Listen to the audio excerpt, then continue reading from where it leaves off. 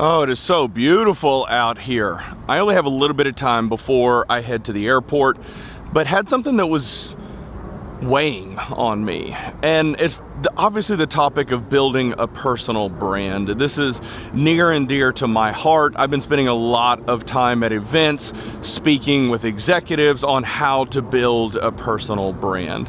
So I'm going to give you 3 things to focus on: clarity, visibility, and value.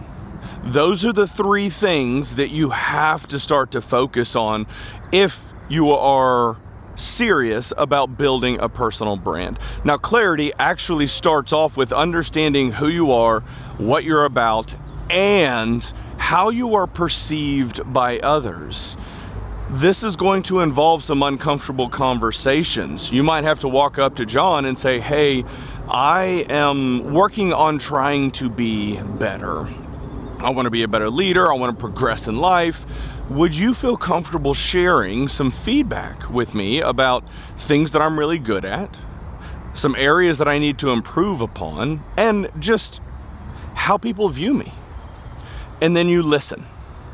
You receive the feedback. And then you go have another conversation with Kristen and Sally and Jason. And then, if you really want to get real, go have that conversation with your arch nemesis.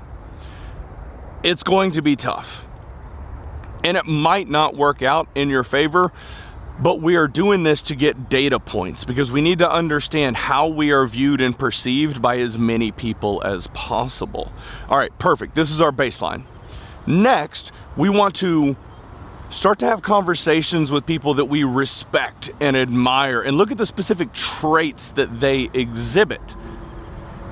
Go have a conversation with them. "Hey, Stacy, I really appreciate the things that you've done, the things that you've built in your life. Can you give me some feedback on your perception of me and some skills that I need to learn along the way?" You go have that conversation with 3 or 4 people that you look up to, and now you have future state. So we have baseline, then we have future state. And at that point, it's just a gap assessment. What skills do I need to learn along the way to become this better version of myself? So that's clarity. Visibility. This is where we have to start being more intentional about how we show up to our teams, in meetings, at the office, email communication, and also, yes, social media. I know many of you struggle with the concept of creating and putting stuff out there because you think, "Oh, Sean, I've got a full-time job. I'm not a content creator."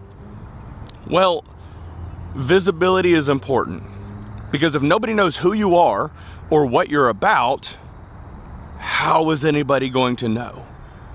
You have to start developing skills around increasing your visibility and being intentional about how you are perceived by others. When you send that short, snarky email because you're right, how is that going to be perceived by others? These are some things that you need to think about. The last and most important thing is value. I want you to approach every single interaction that you have with people with the idea and mindset that I am going to give more than I'm going to receive from this interaction. I'm going to give more than I am going to receive from this interaction. And yes, it is going to be exhausting. It will tear you down, and you will start to develop this mindset of like, "Oh God, I'm giving and giving and giving to everybody. When is somebody going to give in to me?" It will happen. It takes time. Clarity, visibility, and value. And when you do all of these things together, people will start to take notice.